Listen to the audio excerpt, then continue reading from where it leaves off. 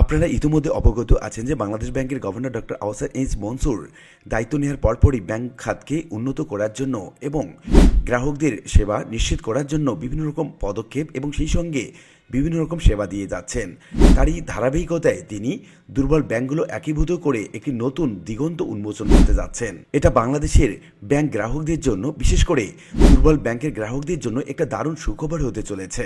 কি বলা হচ্ছে মূলত বিভিন্ন প্রতিবেদনগুলোতে আর কি বলা হচ্ছে গ্রাহকদের পক্ষ থেকে, এই সংক্রান্ত বিস্তারিত তথ্য জানাবো আজকে ভিডিওতে। প্রিয় ভিউয়ার্স, আজকে নতুন ভিডিওতে সবাইকে স্বাগত জানাচ্ছি।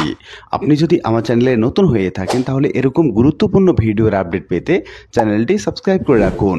ভালো লাগলে লাইক কমেন্ট করুন আর সম্পূর্ণ ধারণা পেতে পুরো ভিডিওটি না টেনে দেখুন। তাহলে শুরু করা যাক।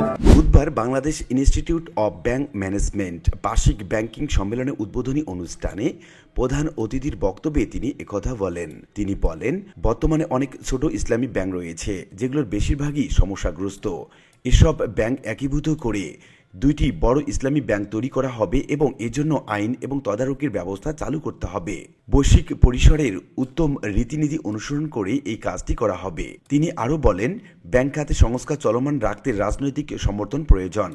রাজনীতির পালাবদল হলেও এসব সংস্কার চলতে থাকবে এবং কেন্দ্রীয় ব্যাংকের স্বায়ত্তশাসন বজায় থাকতে হবে।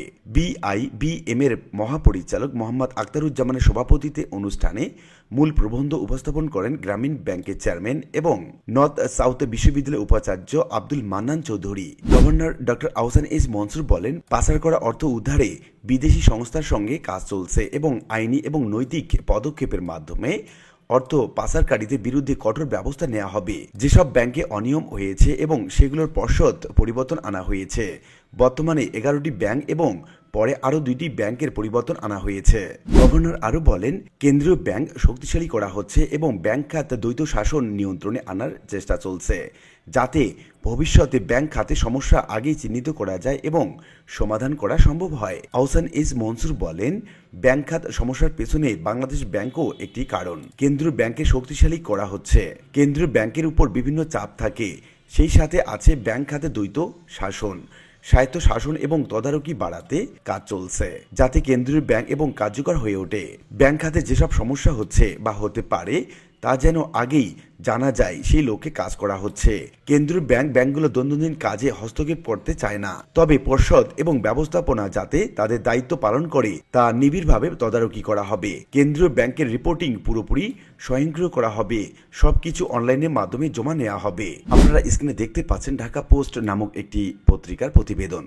প্রতিবেদনের শিরোনামেই বলা হচ্ছে, একীভূত হচ্ছে দুর্বল শরীয়ভিত্তিক ব্যাংকগুলো এবং বলা হচ্ছে ক্রমান্বয়ে অন্যান্য যে দুর্বল ব্যাংকগুলো আছে সেগুলো সবল ব্যাংকের সঙ্গে একীভূত করা হবে। তো উল্লিখিত বিভিন্ন আলোচনা থেকে আমরা এটুকু বলতে পারি যে বাংলাদেশ ব্যাংকের governor doctor Ahsan H Mansur দায়িত্ব নেওয়ার পরপরই ব্যাংকগুলোর উন্নতির জন্য সর্বদা কাজ করে যাচ্ছেন। তারই ধারাবাহিকতায় দুর্বল ব্যাংকের সঙ্গে সবল ব্যাংকগুলোর একীভূত করে ব্যাংকগুলোর মধ্যে গতি আনতে একটা নতুন পদক্ষেপ নিতে যাচ্ছেন, যেটা অনেকটাই যুগান্তকারী পদক্ষেপ হিসাবে চিহ্নিত করা হবে। আর এটা হলে দুর্বল ব্যাংকগুলো ঘুরে দাঁড়াবে নতুন করে, উন্নত হবে ব্যাংক খাত। আশা করি বিষয়টি বুঝতে পেরেছেন।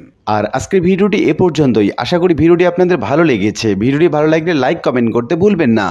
দেখা হবে অন্য কোনো ভিডিওতে। সে পর্যন্ত সবাই ভালো থাকবেন। ধন্যবাদ।